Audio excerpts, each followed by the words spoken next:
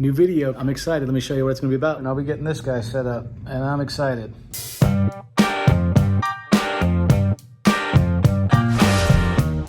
All right, today we are going to be assembling and burning in our Pit Boss Competition Series Titan grill. I'm really excited about this. Well, let me give you a couple of tips. First of all, I'm sorry, I filmed me opening this and I lost that footage. Stupid operator error. Couple of things. One, when this is packed in the box, it's sitting down, you can basically just take the straps off and lift the entire top cover off, the one I showed in the intro of this video. When you do, all of this is sitting right down on the styrofoam. The best thing to do is with two people, stand this up on its side, and then you can remove all of the parts that are stored underneath it. You're going to need that because the way you assemble this is you start by assembling the base, and then you lift the barrel and the hopper and put it on top of it. So, a couple of things here. When you do, I'm going to suggest strongly that you go through everything, lay it all out. I've got it laid out on top of my box tops. I have my entire screw assembly kit here. I've got my instructions out. I've looked through them. I've identified the parts. I will tell you, it's interesting. Some of these parts can screw together in more than one way. In other words, the holes sort of line up, whether you put the wrong part on or the right part. So it's going to be really important that you pay close attention to this and really focus on which is which. Full disclosure, I actually assembled this first part using a side panel rather than the front or back panel. And it all went together and fit just fine. So certainly go slow. The first thing I'm doing is I'm assembling these two components together. And anytime I do this, I do start by putting the screws in by hand. One of the nice things I like about this version, the competition series versus the older one I had, is these screws all have screws, washers, and lock washers. So they're definitely going to go on really well. I thread them all in by hand. One thing I don't know is how many extra of these screws there are. My guess is there's probably one extra screw, one extra washer, one extra lock nut or lock washer. The last thing you want to do is strip one of these or lose one. So be cautious and go slow and insert them by hands just to be sure you don't actually cross thread anything.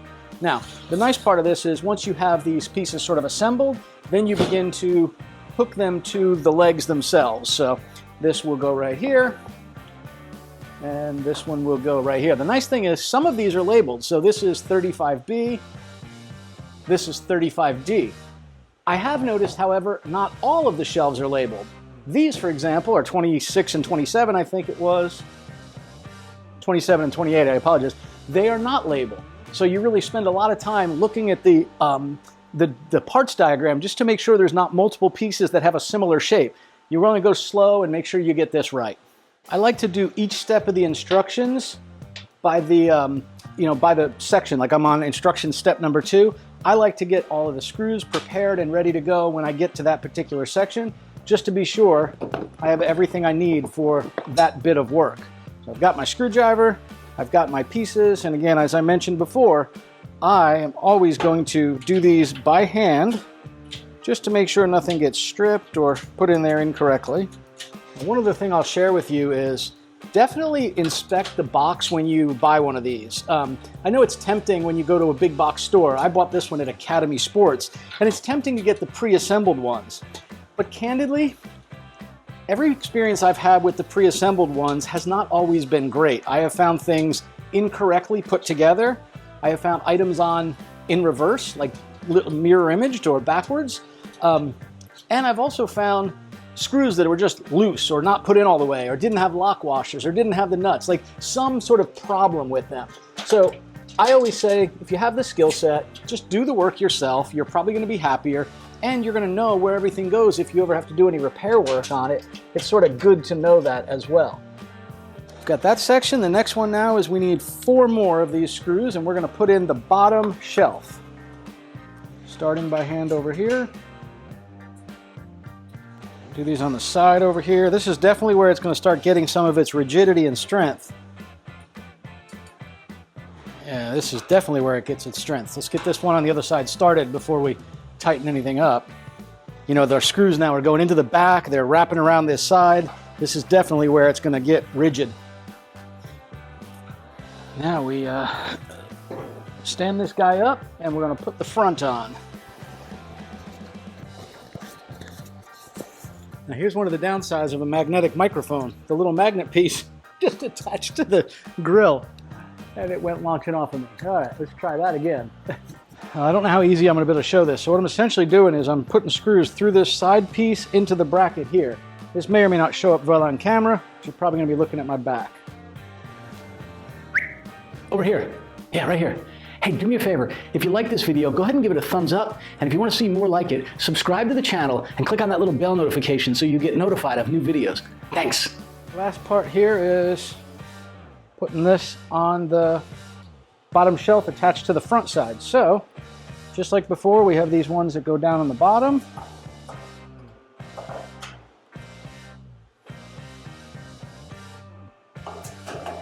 The nice thing is these are lining up really good, which I'm actually surprised at given the bend on this bottom shelf when we bought it. So that's really good news. All right, crank all these down. Yeah, you might be able to see this. This is where it's dented. It had a crease here, dented there, but since it's inside the cabinet, I think it's going to be okay. All right, it's time now for our wheels to go on. Tell you, I can already tell I like the fact that these wheels all rotate in all directions. It's not just two wheels that go one direction only, and every single one of them has a lock on them. So this will be a nice grill to maneuver around if we ever need to move it around out on the back patio to where we want to cook that day. You probably don't want to watch me put all these wheels together, but I'm going to put the rest on. It's amazing that this thing feels rather strong side to side, but it's still like angling around. And I'm sure that's just because we don't have the rigid top mounted on it to keep the top from, you know, doing this. Well, the base is put together. Took a little while. The base is put together. You got a hand underneath there, Deb, where you're not going to get hit with that lid?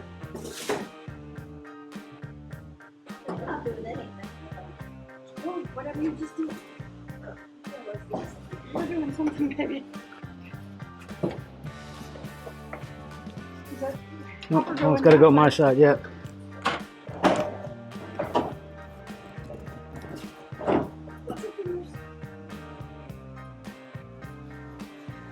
I think it's rotated too far this way. Like So you think we need to rotate? way. Okay.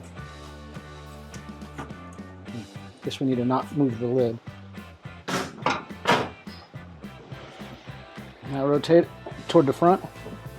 There it is. Nope, thank you very much. Appreciate all your helps, both of you. Okay, lifting this unit onto the base is definitely a two-person job. It's got some weight behind it. What was interesting though is it's hard to get it lined up with just one person. You know, there's 3 screws in the top of each leg. So you got 12 screws holding this piece down to the base. And what we found ourselves doing was having to lift it up and shift just a little bit and rotate till we got the holes lined up. Then just kind of start 1 or 2 by hand and then adjust and then tighten everything down. So, all right, with that, I'm going to peel the stickers off, throw away all my styrofoam here, and actually finish the assembly, since this does look like it's going to work just fine, even with the slightly dented bottom shelf down here. But it's inside. Nobody will ever see that except for me. And now it's a matter of assembling all of the smaller parts. For example, here is the actual grill cover handle going on.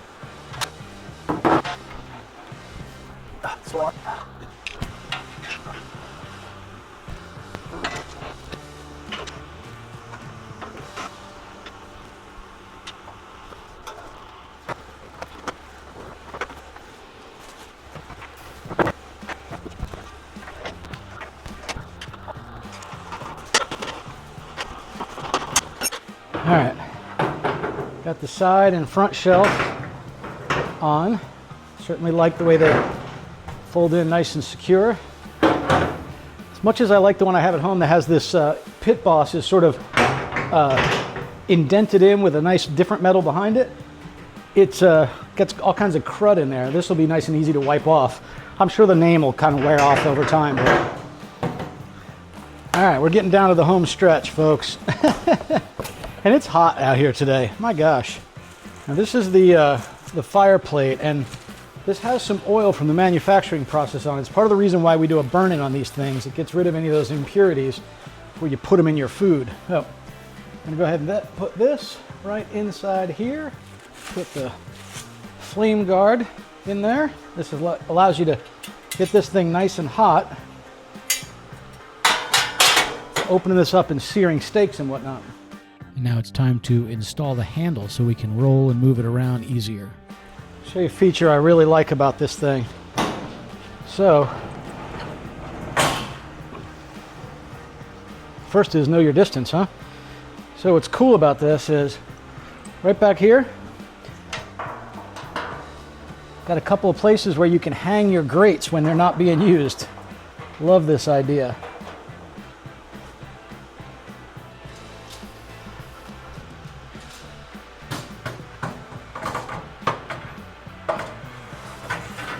So this is cool, like you can unscrew this, and let's say you wanted to take this rack out, you can make them any size you want by removing any of those racks. Well, that's cool.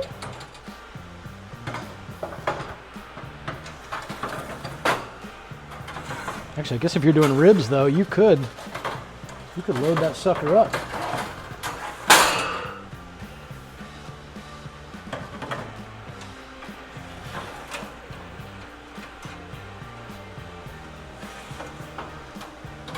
All right, just like that, time to roll her outside and burn her in. All right, we rolled her out onto the back lanai. I went ahead and filled it up with some pellets. I used about 35 pounds or so of competition blend pellets. Just figured I'd start with whatever I happen to have here. Before you use your smoker, you need to do what they refer to as a burn-in. Basically, you run it above 350 degrees for at least 30 to 40 minutes. This ultimately burns off any impurities or oil in the manufacturing process. I went ahead and set the temperature for 360 degrees, relaxed for a moment, took a drink of my iced tea, and decided it was hot, I was tired, and it was time to go in the pool. Overall, that took about 2 hours and 10 minutes.